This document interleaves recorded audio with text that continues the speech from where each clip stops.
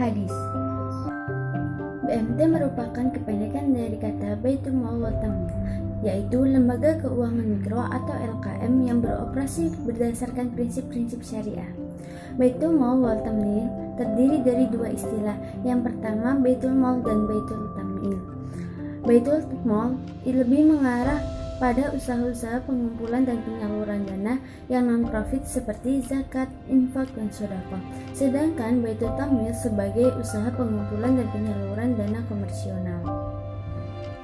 BMT atau disebut dengan Koperasi Syariah merupakan lembaga keuangan syariah yang berfungsi untuk menghimpun dan menyalurkan dana kepada anggotanya dan biasanya beroperasi dalam skala mikro.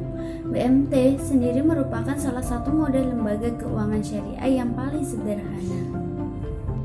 Koperasi syariah juga memiliki landasan Al-Quran dan hadis.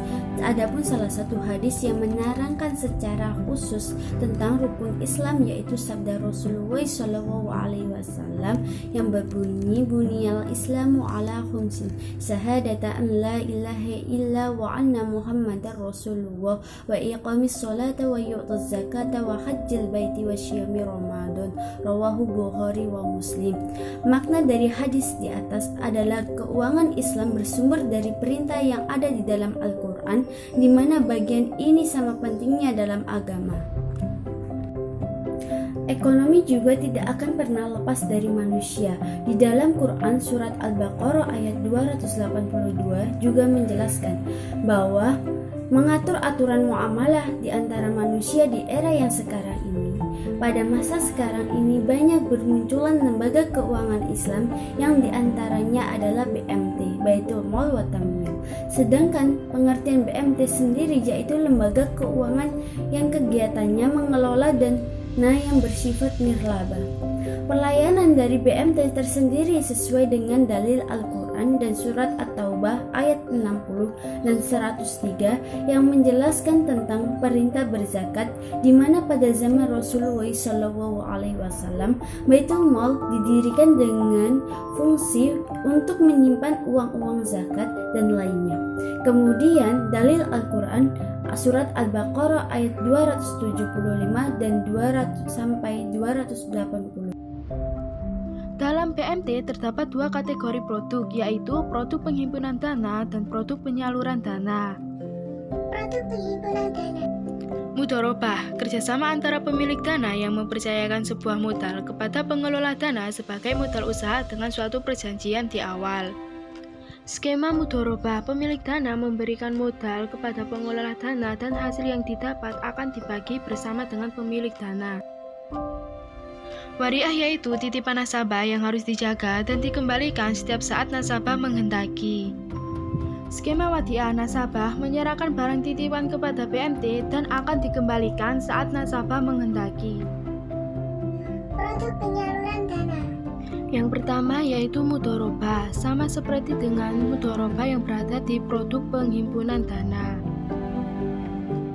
Musyarakah yaitu kerjasama antara lembaga dan nasabah dengan prinsip bagi hasil. Skema musyarakah, nasabah dan BMT bekerja sama dalam satu proyek dan hasilnya akan dibagi sesuai dengan perjanjian di awal. Jual beli atau bai dibagi menjadi 5. Yang pertama, murabahah, peminjaman modal oleh nasabah untuk membeli sesuatu dengan kewajiban mengembalikannya saat jatuh tempo. Yang kedua, salam, transaksi jual beli di mana barang yang diperjualbelikan belum ada. Yang ketiga, istisna, kontrak penjualan antara pembeli dan pembuat barang. Yang keempat, ijarah, menggunakan properti orang lain dengan memberikan biaya sewa. Dan yang terakhir adalah qard, yaitu lembaga memberi pinjaman kepada nasabah dengan syarat harus mengembalikan pinjaman pada tenggat waktu yang BMT sebagai lembaga keuangan mikro syariah kedudukannya sejajar dengan koperasi. BMT merupakan bentuk badan usaha yang berbadan hukum koperasi sehingga BMT sama-sama berdiri di bawah naungan dinas koperasi. Namun secara operasional BMT dijalankan berdasarkan prinsip syariah. Hal inilah yang membedakan BMT dengan koperasi. BMT adalah lembaga swadaya masyarakat dalam artian didirikan dan dikembangkan oleh masyarakat terutama sekali pada awal pendiriannya. Biasanya dilakukan dengan menggunakan sumber daya termasuk dana atau modal. dari masyarakat setempat itu sendiri. Dan secara fungsional, BMT sebagai koperasi syariah memiliki peran dan fungsi penting, yaitu sebagai manajer investasi, sebagai investor, dan fungsi sosial, di mana fungsi sosial ini yang juga memiliki arti bahwa BMT harus memberikan pelayanan baik kepada anggota maupun masyarakat duafa. Begitupun bila ada anggota yang membutuhkan pinjaman darurat atau emergency loan, maka BMT harus memberikan pinjaman kebajikan disebut Qard Hasan.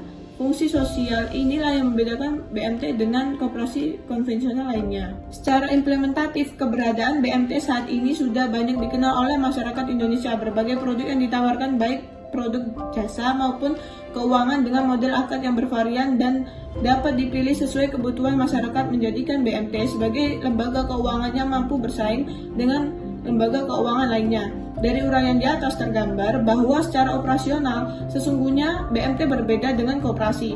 Aktivitas BMT justru sejajar dengan aktivitas yang dilakukan perbankan syariah. Bahkan produk-produk yang ditawarkan oleh BMT jauh lebih implementatif daripada perbankan syariah. Oleh karenanya, pemberlakuan UU Koperasi bagi BMT dirasa belum dapat memenuhi aspek kepastian bahkan kemanfaatan hukum bagi aktivitas BMT. Faktanya, aturan hukum bagi aktivitas BMT masih berpaling pada UU Koperasi. Sekarang saya akan membahas tentang 5 istilah dari BMT. Yang pertama yaitu Financeable Fund, sejumlah uang yang dimiliki dan dikuasai oleh BMT dalam operasionalnya. Dana BMT terdiri dari dana pihak pertama, dana pihak kedua, dan dana pihak ketiga. Dana pihak pertama ini berasal dari pemilik atau simpanan wajib anggota berupa modal dan hasil usaha BMT. Dana pihak keduanya berasal dari instrumen pasar uang dan instrumen pasar modal. Dana pihak ketiganya berasal dari tabungan, terus deposit berjangka, dan kewajiban segera lainnya. Yang kedua yaitu equity financing, yaitu merupakan pembiayaan dari prinsip bagi hasil kad yang digunakan bank pemilik modal, nasabah itu pengelola modal. Rumus equity financing EF sama dengan jumlah equity financing per total pembiayaan. Equity financing adalah salah satu komponen penyusun aset pada perbankan syariah. Pengelolaan equity financing, bank syariah ini mendapatkan pendapatan sesuai dengan nisbah yang disepakati oleh nasabah. Pendapatan yang diperoleh ini akan sangat mempengaruhi besarnya laba yang akan diterima oleh bank. Yang ketiga yakni debt financing, merupakan transaksi jual beli antara bank dan nasabah di mana harga waktu barang ditentukan di awal akad.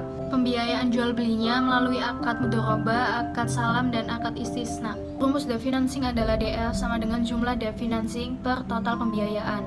Debt financing merupakan komponen penyusun aset yang terbesar bagi perbankan dan mendapatkan pendapatan margin atau markup yang mempengaruhi besarnya laba dan peningkatan profitabilitas bagi bank syariah.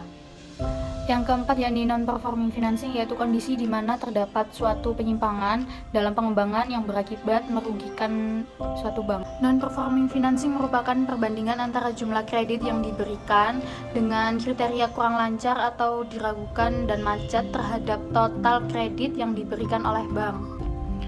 Rumus NPF adalah kredit bermasalah per total kredit dikali 100%. Finance to deposit ratio digunakan untuk mengukur likuiditas suatu bank dalam membayar kembali penarikan dana yang dilakukan oleh deposan. Pembiayaannya diberikan sebagai sumber likuiditas dengan cara membagi jumlah pembiayaan yang diberikan bank terhadap dana pihak ketiga. Rumus LDR sama dengan total pembiayaan per total dana dikali 100. Keterangannya yaitu karena tidak ada kredit dalam perbankan syariah, maka rasio loan pada bank syariah disebut finance to deposit ratio.